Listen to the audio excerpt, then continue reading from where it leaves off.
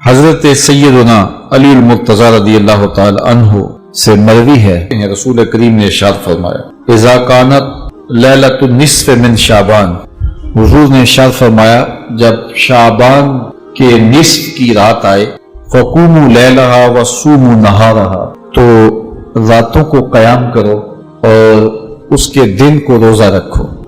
فإن اللہ تعالی ینزل فیہا لغروب الشمس الی سماء الدنیا، اللہ تعالیٰ جل شانہ نزول اجلال فرماتا ہے غروب شمس کے ساتھ ہی پہلے آسمان پر، فیقول، اور ارشاد فرماتا ہے کوئی ہے مجھ سے بخشش مانگنے والا میں اس کو بخش دوں، ہے کوئی مجھ سے رزق طلب کرنے والا میں اس کو رزق دوں، ہے کوئی مصیبت میں پھنسا ہوا میں اس کی مصیبت دور کر دوں، ہے کوئی اس مصیبت میں پھنسا ہوا، ہے کوئی اس ضرورت کا حامل، تو یہ اللہ تعالیٰ ارشاد فرماتا رہتا ہے یہاں تک کہ فجر طلوع ہو جاتی ہے، اور طلوع فجر تک اس رات کو اللہ کی رحمتیں آواز دیتی ہیں۔ آج کی بابرکت شب نور، شب برات کے نام سے معروف اور مشہور ہے۔ اس بابرکت شب کے دامن میں اتنی برکتیں اور اتنی رحمتیں ہیں کہ اللہ جل شانہ گناہگاروں کو جہنم کی آگ سے آزاد فرما دیتا ہے۔ ام المومنین سیدہ طیبہ طاہرہ سیدہ عائشہ صدیقہ رضی اللہ تعالی عنہا فرماتی ہیں ایک دن میں دیکھا کہ حضور میرے حجرہ میں نہیں ہیں، تو میں حضور کو تلاش کرنے نکلی۔ جنت البقیع میں آسمان کی طرف سر اٹھائے حضور اللہ سے التجائیں کر رہے تھے۔ مجھے دیکھا تو ارشاد فرمایا عائشہ کیا تم نے یہ سمجھا کہ اللہ کا رسول تم سے زیادتی کرے گا؟ فرماتی ہیں میں نے عرض کی یا رسول اللہ صلی اللہ علیہ وسلم میں یہ سمجھا شاید آپ کسی زوجہ محترمہ کے حجرہ میں تشریف لے گئے ہیں۔ فرمایا آج لیلۃ النصف من شعبان، شعبان کی 15ویں رات ہے، درمیانی شب ہے۔ اس رات کو اللہ تعالی جل شانہ آسمان دنیا پہ نزول اجلال فرماتا ہے، اور قبیلہ بنو کلب کی بکریوں کے بالوں سے زیادہ لوگوں کو جہنم کی آگ سے آزاد کر دیتا ہے۔ قبیلہ بنو کلب عرب کا بہت بڑا قبیلہ تھا جو بھیڑ بکریاں پالتے تھے، اور لاکھوں کی تعداد میں ان کی بکریوں اور بھیڑوں کے ریوڑ تھے۔ تو اس قبیلے کی بکریوں کے بالوں سے بھی زیادہ گناہگاروں کو جہنم کی آگ سے آزاد کر دیا جاتا ہے۔ تو یہ وہ بابرکت شب رحمت ہے، شب نور ہے، جس کے دامن میں اتنی برکتیں ہیں کہ کوئی محروم نہیں رہتا۔ صرف وہ بد نصیب لوگ جو شرک میں مبتلا ہیں، جو سخت کینہ پرور ہیں، جو قطع رحمی کرتے ہیں، قاتل ہیں، عادی شرابی یا بدکار ہیں، انہیں اس مبارک رات میں محروم رکھا جاتا ہے، ورنہ اللہ کی رحمتوں کا عموم اس بابرکت راتوں میں اس قدر ہوتا ہے کہ کوئی گناہگار جو اس کے حضور ہاتھ دعا کے لیے اٹھاتا ہے اور اپنا دامن پھیلا کے اس کی رحمتیں مانگتا ہے، اسے محروم نہیں رکھا جاتا، بلکہ اللہ سب گناہگاروں کو جہنم کی آگ سے آزاد کر دیتا ہے۔ ایک روایت میں آتا ہے کہ اللہ لیلۃ النصف من شعبان، شعبان کی 15ویں رات کو آسمان دنیا پہ اپنی رحمتوں سے جلوہ گر ہوتا ہے اور فرماتا ہے کوئی رزق مانگنے والا میں اس کی جھولیاں بھر دوں، ہے کوئی مغفرت طلب کرنے والا میں اس کے گناہ معاف کر دوں، ہے کوئی مجھ سے عافیت مانگنے والا میں اس کو عافیتوں سے نواز دوں، ہے کوئی فلاں چیز مانگنے والا، ہے کوئی فلاں چیز مانگنے والا، اس کی رحمتیں آواز دیتی ہیں، اور یہ آواز غروب آفتاب سے لے کر کے طلوع فجر تک مسلسل بندوں کو دی جاتی ہے، اور بندے اس کے حضور اگر دستے طلب دراز کریں، اپنی جھولی پھیلائیں، تو اللہ تعالیٰ ان کو ان کے مانگنے سے بھی زیادہ عطا فرماتا ہے۔ اس امت کو اللہ تعالیٰ نے اس طرح کی راتیں دے کر کے مغفرت، بخشش، غفران اور رحمتوں کی فراوانی نصیب کی ہے۔ میرے حضور نے ارشاد فرمایا، ایک شخص صبح سے لے کے ظہر تک مزدوری کرتا ہے، اس کو ایک قیراط ملتا ہے۔ ایک ظہر سے لے کر عصر تک مزدوری کرتا ہے، اس کا وقت تھوڑا ہے لیکن اس کو بھی ایک قیراط ملتا ہے۔ اور تیسرا شخص عصر سے لے کر مغرب تک مزدوری کرتا ہے، اس کو 2 قیراط ملتے ہیں، جبکہ اس کا وقت دونوں سے کم ہے۔ فرمایا پہلی مثال یہود کی ہے، دوسری مثال نصارہ کی ہے، اور تیسری مثال میری امت کی ہے کہ اس کو تھوڑے عمل پر زیادہ ثواب دیا جاتا ہے۔ تو یہود اور نصارہ نے اس پہ برا منایا، تو حضور علیہ السلام نے فرمایا کہ اللہ نے ان کے اجر میں تو کمی نہیں کی، لیکن مسلمانوں کو زیادہ اجر دے دیا، تو یہ اس کی کرم نوازی ہے۔ تو یہ تھوڑے وقت کی عبادتیں اور چند راتوں کی بیداری اور مخصوص اوقات میں اللہ کے حضور عبادت و ریاضت ایک گناہگار کو کہاں سے کہاں تک پہنچا دیتی ہے، اس کے گناہوں کی معافی کا ذریعہ بھی بنتی ہے اور درجات کی بلندی کا سبب بھی۔ دیکھیے لیلۃ القدر ایک رات 1000 مہینے کی عبادتوں سے بہتر قرار پاتی ہے۔ اسی طرح دیگر مواقع ہیں کہ اللہ تعالیٰ اس امت کے لیے رکھے ہیں، رحمت رب بہانہ می طلب، اور یوں بھی پڑھا گیا رحمت رب بہانہ می طلب۔ اس کی رحمتیں قیمت نہیں مانگتی اور اس کی رحمتیں بہانہ تلاش کرتی ہیں، تو وہ اپنے بندوں کو بخشنے پہ آمادہ ہے اگر وہ اپنا دامن طلب پھیلائیں۔ قرآن مجید میں ایک مقام دیکھیے کتنا دل آویز ہے۔ فرمایا ما یفعل اللہ بعذابکم، اللہ تمہیں عذاب دے کے کیا کرے گا؟ اس کی یہ چاہت نہیں ہے کہ تمہیں عذاب میں مبتلا کرے، اس کی چاہت یہ ہے کہ تم اس کی چوکھٹ پہ آؤ، جھولی پھیلاؤ، اس سے خیرات اور رحمت مانگو، اور وہ تمہارے ماضی کے سارے گناہ معاف کر کے، ساری غلطیاں معاف کر کے تمہیں اپنی رحمتوں سے مالا مال فرما دے۔ تو وہ بندوں کو بخشنے پہ، بندوں کی مغفرت کرنے پہ آمادہ ہے اور اس کی رحمتیں بہانے تلاش کرتی ہیں۔ اللہ اکبر۔ اور دوسری جانب اس کے بندے، اس کے مملوک، اس کی مخلوق، اور مخلوق کی گناہگار اور نیکوکار اس کی رحمتوں کے طالب ہوتے ہیں، بلکہ وہ گناہ کرنے کے بعد جب معافی مانگتے ہیں تو اللہ کو یہ معافی بہت پسند ہے۔ معافی مانگنا، اس کے حضور اپنے دامن کو پھیلانا، وہ اس کو بہت زیادہ محبوب ہے۔ انسان کی فطرت کے اندر گناہ رکھا گیا ہے۔ آگ، ہوا، مٹی، پانی، یہ ان 4 چیزوں کا مرکب ہے۔ اس کے جو عناصر ہیں اس میں کبھی اعتدال قائم نہیں رہتا اور اس سے گناہ سرزد ہو جاتے ہیں۔ گناہ کرنے کے بعد بندے کا اس گناہ پہ اصرار کرنا، اڑ جانا، ضد کرنا، توبہ نہ کرنا، اللہ کو یہ پسند نہیں۔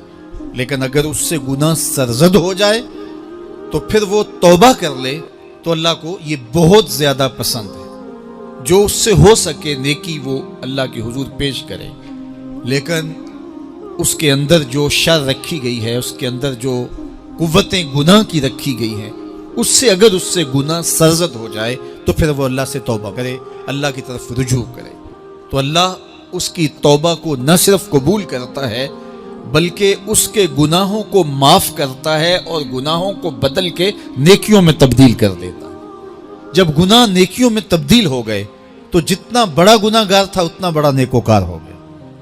حضرت سیدنا عمر رضی اللہ تعالیٰ عنہ بازار میں جا رہے تھے تو ایک شرابی نے ہاتھ میں بوتل پکڑی تھی شراب کی، تو حضرت عمر ہاتھ میں درہ رکھتے تھے اور آپ کا جاہ و جلال دیتنیت ہوتا، تو جو ہی حضرت عمر رضی اللہ تعالیٰ عنہ کو اس نے دیکھا تو ڈر گیا اور دل ہی دل میں کہا اے اللہ آج عمر کے قہر سے بچا لے، میں تیری بارگاہ میں سچی توبہ کرتا ہوں، اور جلدی سے شراب کو بغل میں چھپا لیا۔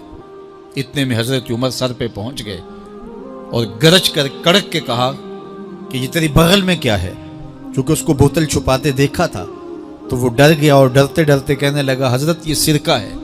اب تھی تو شراب، لیکن ڈرتے ہوئے بولا حضرت سرکہ ہے۔ تو حضرت عمر نے کہا نکال۔ جب نکالا تو شراب نہیں تھی، واقعی سرکہ بن چکا تھا۔ تو جب اللہ کے حضور کوئی توبہ کرتا ہے، اللہ اس کے گناہوں کو بدل کے نیکیوں میں تبدیل کر دیتا ہے۔ حدیث پاک میں آتا ہے کہ قیامت کے دن اللہ ایک شخص کو کہے گا کہ اپنا نامہ اعمال پڑھ، تو وہ نامہ اعمال پڑھنے لگ جائے گا۔ تو نامہ اعمال کے اندر چھوٹے گناہ بھی ہوں گے، بڑے گناہ بھی ہوں گے۔ تو اللہ سے حیا کرتے ہوئے، شرم کرتے ہوئے وہ بڑے بڑے گناہوں کو چھوڑتا جائے گا اور چھوٹے چھوٹے گناہوں کو پڑھتا رہے گا۔ جب وہ سارے گناہ پڑھ چکے گا اور کتاب ختم ہوگی تو اللہ تعالیٰ اسے فرمائے گا میرے بندے تو نے یہ جتنے گناہ پڑھے ہیں میں نے سب کو بدل کے نیکیوں میں تبدیل کر دیا۔ تو بندہ کہے گا اللہ ابھی تو میرے بڑے بڑے گناہ رہتے ہیں جو میں نے پڑھے ہی نہیں۔ فَضَحِكَ النَّبِيُّ حَتَّى بَدَتْ أَنْيَابُهُ، حضور جب یہ بیان فرما رہے تھے تو حضور اتنا مسکرائے کہ صحابہ نے حضور کی داڑھیں دیکھ لی۔ تو پہلے وہ بڑے بڑے گناہ چھوڑے جا رہا تھا، لیکن جب اللہ فرمائے گا کہ میں تیرے گناہوں کو بدل کے نیکیوں میں تبدیل کر دیا تو وہ کہے گا ابھی تو بڑے بڑے گناہ رہتے جو میں نے ابھی پڑھے ہی نہیں۔ تو جب کوئی بندہ اس کے حضور توبہ کرتا ہے، اللہ یہ نہیں دیکھتا اس نے گناہ کتنے کیے ہیں، یہ دیکھتا ہے بندہ آیا میری چوکھٹ پہ ہے تو اللہ اس کے پچھلے سارے گناہ معاف فرما دیتا ہے۔ اللہ اکبر۔ میرے اور آپ کے آقا و مولا نے اللہ کے حضور توبہ کرنے اور اس پر اللہ کی خوشی اور اللہ کی خوشنودی کا ذکر کرتے ہوئے ایک مثال بیان فرمائی کہ ایک شخص صحرا میں سفر کر رہا تھا تو وہ ایک درخت کے نیچے دوپہر کاٹنے کے لیے، سستانے کے لیے رک گیا اور درخت کے ساتھ اپنے اونٹ کو باندھ دیا اور خود لیٹ گیا تاکہ دوپہر کاٹ لوں۔ تھوڑی دیر کے بعد جب اس کی آنکھ کھلی تو اس نے کیا دیکھا کہ اونٹ ماں ساز و سامان کے ساتھ غائب ہے۔ اب صحرا میں اونٹ کا گم ہو جانا گویا زندگی چلے جانے کے مترادف ہے۔ تو اس نے دائیں بائیں بھاگ دوڑ کے دیکھا کہ کہیں اونٹ کا نشان مل جائے، لیکن اونٹ کا نشان نہیں ملا۔ تا حد نظر کوئی انسانی آبادی نہیں۔ وہ بھاگا اور تھک ہار کے دوبارہ اسی درخت کے نیچے بیٹھ گیا اور پیاس سے ہلکان ہوا جا رہا تھا اور درخت کے ساتھ ٹیک لگا کے لیٹ گیا اور موت کا انتظار کرنے لگا۔ جن لوگوں نے صحرا کا سفر کیا ہے ان کو اس بات کا اندازہ ہوگا کہ کئی 100 میل تک انسانی آبادی ہی نہیں، اب نہ کچھ کھانے کے لیے بچا نہ کچھ پینے کے لیے بچا، اونٹ بھی غائب ہو گیا، توشہ بھی ساتھ ہی چلا گیا۔ تو اب ظاہر ہے سیدھی موت ہی نظر آ رہی ہے، تو وہ اس درخت کے ساتھ ٹیک لگا کے بیٹھ جاتا ہے اور موت کا منتظر ہوتا ہے۔ تھوڑی دیر کے بعد پھر اس کی دوبارہ آنکھ لگ جاتی ہے۔ جب دوبارہ آنکھ لگتی ہے تو تھوڑی دیر بعد پھر آنکھ کھلتی ہے۔ جب دوبارہ آنکھ کھلتی ہے تو دیکھتا ہے کہ اونٹ جو گما تھا ماں ساز و سامان کے اس کے پاس کھڑا ہے۔ تو صحرا میں اس حالت میں اونٹ کا مل جانا زندگی مل جانے کے مترادف ہے۔ تو وہ اتنا خوش ہوا کہ خوشی کی انتہا نہ رہی، بلکہ مسرتوں کے ہجوم میں درک گیا اور کہنے کیا لگا اللہم انت عبدی وانا ربک، اے اللہ تو میرا بندہ اور میں تیرا رب۔ کہنا تو یہ تھا کہ تو میرا رب اور میں تیرا بندہ، لیکن مسرتوں کا ہجوم ہی اتنا تھا، خوشیوں کا ہجوم ہی اتنا تھا کہ زبان پہ قابو نہ رہا۔ کسی کے آنے سے ایسے ہوش اڑے ساقی کے، شراب سیخ پہ ڈالی اور بوتل میں کباب۔ کہنا یہ تھا اللہم انت ربی وانا عبدک، لیکن اس قدر خوش ہوا جب بھی تیری قربت کے امکان نظر آئے ہم اتنے خوش ہوئے کہ پریشان نظر آئے۔ تو کہنا یہ تھا کہ اے اللہ تو میرا رب اور میں تیرا بندہ، لیکن خوشیوں کے ہجوم میں وہ کہتا ہے اللہم انت عبدی وانا ربک، اے اللہ تو میرا بندہ اور میں تیرا رب۔ حضور یہ بات بیان کرنے کے بعد صحابہ سے پوچھتے ہیں کہ ذرا بتاؤ اس بندے کو کتنی خوشی ہوئی کہ خوشی میں زبان بھی قابو نہ رہی اور اپنے آپ پہ کنٹرول نہ رہا، اور خوشیوں کے ہجوم میں اسے یہ بھی پتہ نہیں چل رہا کہ وہ کیا بول رہا ہے۔ تو صحابہ نے عرض کی حضور بہت زیادہ اسے خوشی ہوئی۔ تو میرے حضور نے یہ بات کرنے کے بعد ارشاد فرمایا جس طرح اس کو گما ہوا اونٹ ملا اور اس کی خوشی کی انتہا نہ رہی، تو فرمایا جب کوئی شخص توبہ کرتا ہے اور اللہ کی حضور پلٹ کے آتا ہے، گناہوں سے معافی مانگ کے اس کی دہلیز پہ آتا ہے، میرے حضور نے فرمایا اللہ اس سے بھی زیادہ خوش ہوتا ہے کہ میرا بندہ میری چوکھٹ پہ آ گیا۔ آپ نے نام سنا ہوگا محمود غزنوی اور ایاز کا، ان کا باہم محبت کا رشتہ بہت گہرا تھا۔ ایاز ٹوٹ کے چاہتا تھا بادشاہ کو، اب دیگر مصاحبین حسد کرتے تھے، بغض رکھتے تھے، وہ کہتے تھے یہ کوئی کیا اس میں کرشمہ اور کمال ہے کہ بادشاہ اس کو اتنا ہی چاہتا ہے۔ تو بادشاہ جب ان وزراء کا مشیروں کا حسد حد سے بڑا ہوا دیکھا تو ایک دن سب کو اپنے دربار میں حاضر کیا۔ دربار میں ایک تالاب تھا، تو اس میں مٹھی بھر کے موتیوں کی پھینک دی اور ایک ایک وزیر کو کہا کہ یہ موتی نکال کے لاؤ، اور یہ خیال کرنا کہ تمہارا لباس بھی تمہارا بدن بھی نہیں بھیگنا چاہیے۔ تو سب نے کہا کہ یہ عجیب بات ہے کہ حوض کی تہ سے موتی نکال کے لائیں اور لباس بھی نہ بھیگے اور بدن بھی نہ بھیگے، یہ تو لازمی ہوگا۔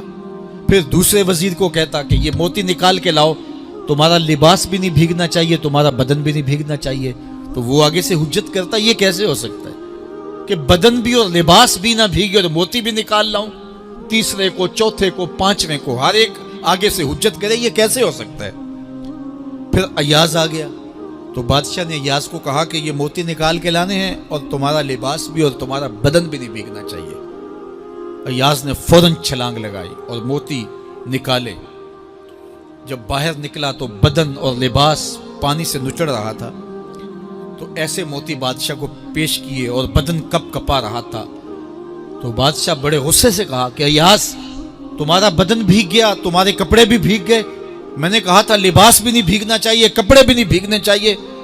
تو ایاز بڑی لجاجت سے عرض کرنے لگا بادشاہ سلامت، آپ کے دو حکم تھے، ایک یہ کہ موتی نکال کے لانے ہیں، دوسرا حکم یہ تھا کہ لباس اور کپڑے بھیگنے نہیں چاہیے۔ تو ایک حکم میں نے پورا کر دیا ہے، دوسرے کی معافی چاہتا ہوں۔ تو صاحب اللہ نے حضرت انسان کے سینے میں جذبات کا ایک جہاں آباد کیا ہے، شیطان کو بھی انسان کے پیچھے لگا دیا اس کی آزمائش کے لیے، اس کے امتحان کے لیے، نفس بھی اس کے اندر موجود ہے، اور دوسری جانب اس کو گناہوں سے منع بھی کیا اور نیکی کی تلقین بھی کی۔ اب کتنی مشکل زندگی ہے حضرت انسان کی، آئی جان شکنجے اندر جویں ویلنے دے وچ گنا، کتنی مشکل زندگی ہے، خواہشیں ہیں کہ آوارہ ہیں، آرزویں ہیں کہ بے قابو ہیں، اور دوسری جانب اللہ کا حکم ہے۔ اب کیا کرے؟ تو گناہ کرنے کے بعد پھر اللہ کے حضور توبہ کر لے، جو ممکن ہو وہ نیکی کرے اور گناہ سے مقدور بچنے کی کوشش کرے، لیکن بشری تقاضوں کے تحت اگر اس سے گناہ کبھی سرزد ہو جائے تو اس پر اکڑے نہ اور اس پہ مصر نہ رہے، اس پہ اصرار نہ کرے، بلکہ فوراً اللہ کے حضور توبہ کرے۔ گناہ کرنے کے بعد بندہ جب توبہ کرتا ہے، التائب من الذنب کمن لا ذنب لہ، تو وہ ایسے ہوتا ہے جس طرح اس نے گناہ کیا ہوا ہی نہیں۔ بندہ 100 بار گناہ کر کے توبہ کرے، اللہ 100 بار معاف فرما دے۔ وہ کریم ہے، 70 ماؤں سے زیادہ پیار کرتا ہے۔ تو بندے اس کی دہلیز پہ جب توبہ کرتے ہیں، رجوع کرتے ہیں اور اس سے معافی مانگتے ہیں، تو وہ یہ نہیں دیکھتا کہ یہ گناہ گار کتنا بڑا ہے، وہ یہ دیکھتا ہے کہ یہ میری دہلیز پہ آیا ہے اور اس کے ما قبل کے سارے گناہ معاف بھی کرتا ہے، بلکہ گناہوں کو بدل کے نیکیوں میں بھی تبدیل کر دیتا ہے۔ آئیے اب قرآن مجید میں ان لوگوں کی کہانی بھی پڑھیے جو اپنی زندگی کو اپنے مالک کے نام لگا چکے ہیں، اور ان سے اگر کوئی معاملہ سرزد ہو جاتا ہے تو وہ کس قدر اللہ سے ڈرتے ہیں. والذین یؤتون ما آتوا وقلوبہم وجلہ انہم الی ربہم راجعون. فرمایا کہ وہ لوگ جب ان سے کوئی خطا سرزد ہو جاتی ہے، کوئی گناہ ہو جاتا ہے، تو ان کے دل لرز جاتے ہیں، خوف خدا سے وہ کانپنے لگ جاتے ہیں. انہم الی ربہم راجعون، تو وہ اپنے رب کی طرف رجوع کرنے والے ہوتے ہیں. اگر ان سے کبھی کوئی گناہ سرزد ہو جائے، ان سے کوئی غلطی سرزد ہو جائے، تو پھر اس پہ ضد نہیں کرتے، اس پر مصر نہیں ہو جاتے، اس پر حجتیں اور دلیلیں نہیں لاتے، بلکہ وہ کیا کرتے ہیں، فوراً اللہ کے حضور رجوع کرتے ہیں اور معافی مانگتے ہیں. اور اللہ کو یہ بہت پسند ہے کہ کوئی مجھ سے معافی مانگے اور اللہ انہیں معاف کر دیتا ہے. اللہ اکبر. حضرت عبداللہ ابن مسعود رضی اللہ تعالیٰ عنہ فرماتے ہیں کہ مومن کی یہ شان ہے کہ جب وہ گناہ کر بیٹھے تو وہ یوں محسوس کرتا ہے جس طرح پہاڑ تلے آ گیا ہے. یہ اس کی کیفیت ہے کہ گناہ کرنے کے بعد، نافرمانی کرنے کے بعد اس کا دل لرز اٹھتا ہے. وَقُلُوبُهُمْ وَجِلَةٌ، ان کے دل خوف خدا سے لرزنے لگ جاتے ہیں کہ ہم سے یہ گناہ کیوں سرزد ہو گیا، یہ تو اللہ کی ناراضگی کا سبب ہے. تو حضرت عبداللہ ابن مسعود فرماتے ہیں یوں محسوس کرتے ہیں جس طرح پہاڑ تلے آ گیا ہے اور پہاڑ ابھی گر جائے گا اور انہیں کچل دے گا. تو وہ جلدی جلدی تلافی کرتے ہیں، توبہ کرتے ہیں، رجوع اللہ کرتے ہیں تاکہ ہمارا گناہ معاف ہو جائے. اور منافق کی مثال بھی بیان کی گئی. جب وہ گناہ کرتا ہے تو یوں محسوس کرتا ہے جیسے بدن پہ مکھی بیٹھی تھی، ہلکے اشارے سے اڑا دی. سویر سے لے کر شام تک کتنی بار ہم اپنے بدن پہ بیٹھی مکھیاں اڑا دیتے ہیں اور ہمیں شام کو یاد بھی نہیں ہوتا کہ یہ عمل ہم نے کتنی بار کیا ہے. میں اور آپ اپنے اندر اتر کر کے دیکھ سکتے ہیں ہماری کیفیت باطن کیا ہے. نمازیں چھوڑی، جھوٹ بولا، غیبت کی، چغلی کی، کسی کا دل دکھایا، کسی کو تکلیف دی، گالی گلوچ کیا، سب و شتم کیا، سویر سے شام تک کیا کیا گناہ کیے. کبھی خیال بھٹکے، کبھی سوچیں آوارہ ہوئیں، کبھی نگاہوں نے بدکاریاں کی، کبھی زبان نے جرم کیے، اور شام کو ہمیں یاد بھی نہیں ہوتا کہ آج ہم نے کیا کیا جرائم کیے، آج ہم نے کیا کیا گناہ کیے. اگر ہماری یہ کیفیت ہے تو یہ عملی نفاق ہے کہ بدن پہ مکھی بیٹھی اور اڑا دی. اور اگر ہماری کیفیت یہ ہے کہ گناہ کے بعد یہ محسوس ہوتا ہے کہ ہم پہاڑ تلے آ گئے اور اللہ کی ناراضگی ہم نے مول لے لی اور جلدی جلدی توبہ کر کے رجوع کرنے کی جانب بڑھتے ہیں، تو پھر مبارک ہو. نہیں تو مجھے اور آپ کو اپنا محاسبہ کرنا چاہیے. ہمارے دلوں پر زنگ چڑھ گئے ہیں اور ہماری کیفیت یہ ہو گئی ہے کہ گناہ کرنے کے بعد بھی ہم ڈٹے رہتے ہیں. جبکہ زندگی اصحاب رسول کی دیکھیے ان سے بھی کبھی کوئی خطا سرزد ہو جاتی تو وہ فوراً اس گناہ کی تلافی کے لیے حضور کی بارگاہ میں حاضر ہو جاتے. حضرت ابو لبابہ رضی اللہ تعالیٰ عنہ نے اپنے آپ کو مسجد نبوی کے ستون کے ساتھ بندھوا دیا اور کہا کہ جب تک میری معافی نہیں ہوگی تب تک اپنے آپ کو کھلواؤں گا نہیں. اور پھر جب ان کی بخشش کا اعلان ہوا تو پھر حضور کے ہاتھوں سے اپنے آپ کو انہوں نے کھلوایا. ایک خاتون حضور کی خدمت میں حاضر ہوئی اور عرض کی یا رسول اللہ صلی اللہ علیہ وسلم، مجھ سے بدکاری سرزد ہو گئی ہے اور میرے پیٹ میں بچہ ہے اور میں چاہتی ہوں کہ آخرت کی سزا کی بجائے دنیا کے اوپر اس کی سزا مجھے دے دی جائے تاکہ میں پاک ہو جاؤں اور صاف ہو جاؤں، کیونکہ آخرت کی سزائیں بہت سخت ہیں. اللہ کے محبوب علیہ السلام نے جبریل امین سے ایک دن پوچھا تھا مجھے جہنم کے عذابوں کا ذکر سناؤ. تو عرض کی یا رسول اللہ صلی اللہ علیہ وسلم، سب سے ہلکا عذاب، اخف العذاب، ہلکا ترین عذاب یہ ہے کہ جہنمی کے پاؤں میں آگ کے جوتے رکھے جائیں گے. باقی اس کے پورے بدن پہ آگ نہیں ہوگی، صرف آگ کے جوتے اس کو پہنائے جائیں گے. لیکن اس کی حدت، گرمی اور شدت اتنی ہوگی، یغلی منہما دماغہ، اس کی شدت سے اس کا دماغ پگھل کر ناک اور کانوں کے ذریعے سے باہر آنا شروع ہو جائے گا. یہ سب سے ہلکے عذاب کی کیفیت ہے. اور جو عذاب سخت ہیں الیاذ باللہ، اللہ تعالیٰ قرآن مجید میں فرماتا ہے ثم لا يموت فيها ولا يحيى، اس بڑے عذاب کا ذکر کیا جو جہنمیوں کو دیا جائے گا. فرمایا اس عذاب کی کیفیت یہ ہوگی بندہ نہ جیے گا نہ مرے گا. جیے گا اس لیے نہیں کہ آگے اور پیچھے دائیں اور بائیں آگ ہی آگ ہوگی تو اس آگ میں جینا کو جینا تو نہیں ہوگا, اور مرے گا اس لیے نہیں کہ موت کو موت آ چکی ہوگی. جنت میں جنتیوں کو ایک ہی ڈر اور خدشہ ہوگا کہیں موت نہ آ جائے, اور جہنمیوں کو ایک ہی امید ہوگی کہیں موت آ جائے اور جان چھوٹ جائے. اللہ تعالیٰ مینڈے کی شکل میں موت کو لائے گا اور موت کو ذبح کیا جائے گا. جنتی جنت سے اور جہنمی جہنم سے دیکھ رہے ہوں گے. جب موت کو ذبح کر دیا جائے گا اب موت نہیں ہے تو جنتی اتنے خوش ہو جائیں گے کہ اگر موت کو موت نہ آئی ہوتی تو یہ خوشی سے مر جاتے, اور جہنمی اتنے مایوس دکھی اور پریشان ہوں گے کہ اگر موت کو موت نہ آئی ہوتی تو یہ صدمے سے مر جاتے. تو وہ کتنا سخت عذاب ہوگا. اللہ یاز باللہ کے ہلکے ترین عذاب کی کیفیت یہ ہے کہ پاؤں میں آگ کا جوتا اور دماغ پگھل کے ناک اور کانوں کے راستے سے باہر آ جائے. تو اس نے عرض کی یا رسول اللہ صلی اللہ علیہ وسلم میرے اوپر حد جاری کر دیجئے. اور اس نے کہا کہ میرے پیٹ میں جو ہے وہ بچہ ہے. اللہ کے محبوب علیہ السلام نے فرمایا جاؤ جب بچہ پیدا ہو تو پھر آنا. وہ چلی گئی.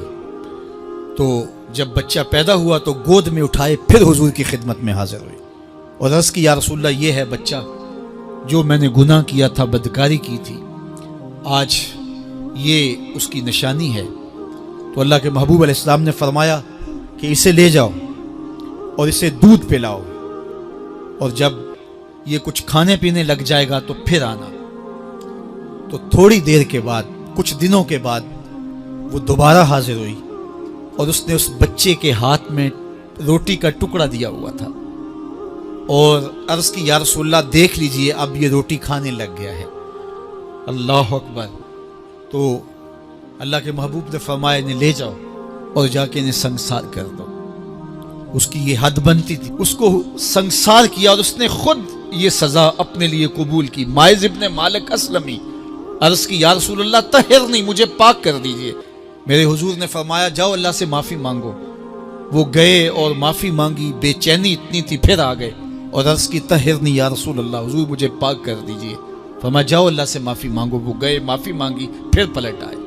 تیسری مرتبہ, چوتھی مرتبہ آقا کریم نے فرمایا فیما اطہرک, تمہیں کہا اللہ سے معافی مانگو, کریم ہے معاف کر دے گا, تم پھر پلٹ آتے ہو, تمہیں کس جرم سے پاک کروں؟ قال من الزنا, عرض کی مجھ سے بدکاری ہو گئی ہے اور میں چاہتا ہوں کہ دنیا پر فارغ ہو جاؤں.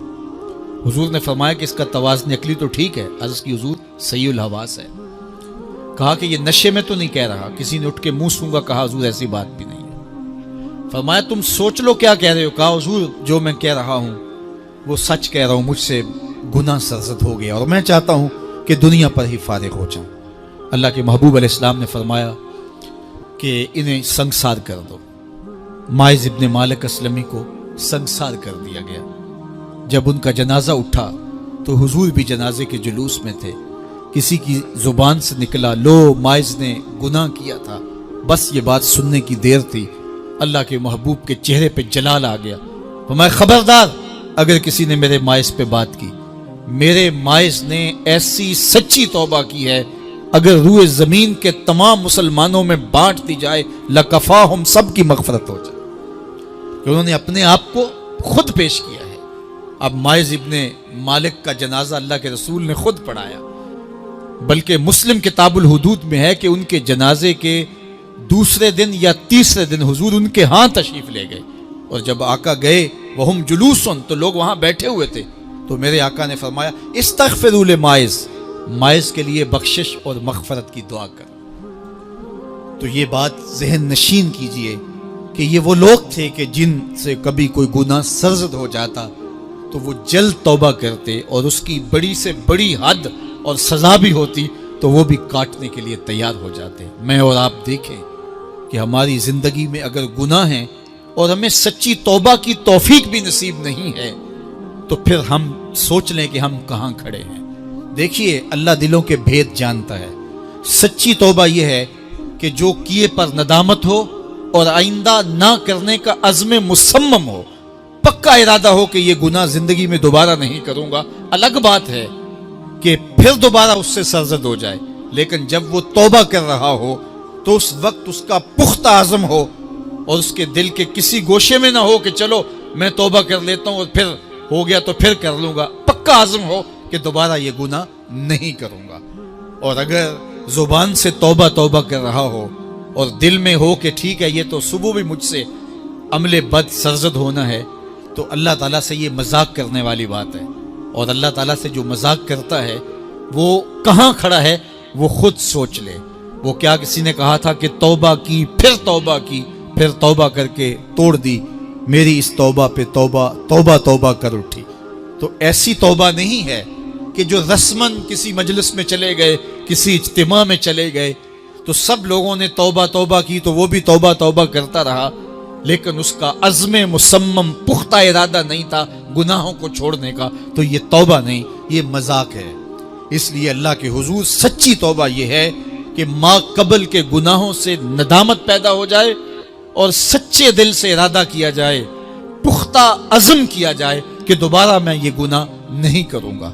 یہ الگ بات ہے کچھ عرصے بعد اس سے پھر سرزد ہو جائے، پھر وہ گناہ ہو جائے، تو پھر وہ پکی توبہ کرے، تو 100 بار بھی گناہ کرے گا، 100 بار بھی توبہ کرے گا، اللہ 100 بار قبول کرے گا۔ تم نے اس کے حضور پیش ہونا ہی ہونا ہے، اس کے حضور جانے سے تم بچ نہیں پاؤ گے، چھٹکارا نہیں، رستگاری نہیں۔ ایک ایک عمل کا تمہیں حساب دینا ہوگا، ایک ایک حرکت اور ایک ایک سکنت تمہاری تشت ازبام ہوگی، تمہارا پوشیدہ اور مخفی عمل قیامت کے دن سامنے آ جائے گا۔ اللہ اکبر، یہ قرآن ہے، یہ کوئی فرضی کہانی نہیں ہے۔ انہ لقول فصل وما هو بالہزل، فرمایا یہ قول فیصل ہے، یہ طے شدہ حقیقت ہے، یہ امر واقعی ہے، یہ کوئی مذاق نہیں ہے کہ یوں ہی کوئی کہانی بیان کر رہا ہے، یہ سب کچھ ہونے والا ہے، یہ اپنی آنکھوں سے تم دیکھو گے۔ آج انکار کرو یا اقرار کرو، تمہیں کھلا موقع دیا ہے، حتیٰ کہ تم کافر بن کے زندگی گزارنا چاہو، نمرود بن کے جینا چاہو، فرعون بن کے جینا چاہو، حامان بن کے جینا چاہو، ہم تجھے دنیا پہ موقع دیں گے۔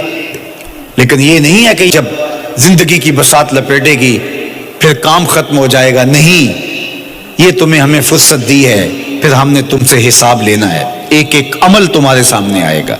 اللہ اکبر، ذرا غور کیجئے، فآمنوا باللہ، تو بہتر ہے کہ اللہ پر ایمان لاؤ، اس کے حضور تو تم نے آنا ہی آنا ہے، بہتر نہیں ہے کہ جیتے جی آ جاؤ، پھر لوگ تجھے اٹھا کے لائیں گے، اچھا نہیں ہے کہ اپنے قدموں سے چل کے آ جاؤ۔ کی آگ سن لوک یعقوب تینوں جدوں ٹر پہ سر منہ کج کے تو پھر جو کفن کی تنیوں میں لپیٹ کر کے تجھے لے کر کے جایا جائے گا، تو اچھا نہیں ہے کہ اپنے قدموں سے خود چل کے مالک کی دہلیز پہ چلے جاؤ۔ ایک حدیث میں آتا ہے کہ اللہ بندے کو اپنے سامنے سے ہٹنے نہیں دے گا جب تک اس سے 4 سوال نہیں کر لے گا۔ آپ دیکھیے، میں دیکھوں کیا ہم ان سوالوں کے جواب دینے کے لیے اپنے آپ کو تیار کر رہے ہیں۔ پہلی چیز، اللہ پوچھے گا عمر کہاں گزاری۔ دوسرا سوال، اللہ تعالیٰ علم کے بارے میں پوچھے گا، جو پڑھا تھا بتا عمل کہاں تک کیا، خلوت جلوت زندگی شام و سحر تیرے اس سیکھے ہوئے علم کی مطابقت میں تھے، یا علم عزت دولت کمانے کے لیے پڑھا تھا۔ تیسری بات، اللہ پوچھے گا مال کمایا کیسے، اور مجھے بتا مال خرچ کہاں کیا۔ آج لوگ نیب سے ڈرتے ہیں کہ ہم سے پوچھ نہ لیا جائے کہ یہ آیا کہاں سے، منی ٹریل پیش کرو، یہاں ہم بچ جائیں گے۔ کوئی مکر، کوئی دھندا، کوئی فریب چل جائے گا، کوئی پریشر، کوئی افرادی قوت، کوئی سیاسی اثر و رسوخ، کوئی رشوت، کوئی سفارش، کچھ نہ کچھ تو راستہ نکل ہی آئے گا۔ اور آج کی دنیا میں صرف یہی پوچھا جاتا ہے کمایا کہاں سے، یہ نہیں پوچھا جاتا خرچ کہاں کیا، جیسے چاہو خرچ کرو، لیکن وہاں سوال ہوگا وَفِيمَا أَنفَقَهُ، خرچ کہاں کیا، یہ سوال بھی کیا جائے گا۔ وَعَنْ جِسْمِهِ فِيمَا أَبْلَاهُ، اور جسم کے بارے میں پوچھا جائے گا، اس جسم کو دی ہوئی توانائیوں کو خرچ کہاں کیا۔ بعض روایت میں عن شبابہ فیما ابلاہ، جوانی کے بارے میں پوچھا جائے گا، تیری جوانی کے خوبصورت دن کہاں گزرے، مجنوں بن کے چوکوں میں کھڑا تو نہیں رہا، پارکوں کے گرد پروانوں کی طرح گھومتا تو نہیں رہا، تیری نظر بدکاریاں تو نہیں کرتی رہی، اپنی خواہشات کا غلام بن کے زندگی تو نہیں گزاری، تیری ساری رات 4 انچ کی سکرین کے اوپر بدکاریاں کرتے بسر تو نہیں ہوئی، پوچھا جائے گا بتا جوانی کہاں گزری؟ جوانی مستانی ہے یہ کہہ کر کے تو نے ہر ضابطے سے چھٹی تو نہیں کر لی تھی، یا جوانی کے تقدس کو تو نے محفوظ کیا اور راتوں کی تنہائیوں میں اللہ کے حضور سجدہ ریزی کرتا رہا؟ میرے اور آپ کے آقا و مولا نے فرمایا جو جوان جوانی میں توبہ کرے وہ اللہ کو محبوب ہے۔ اللہ اکبر۔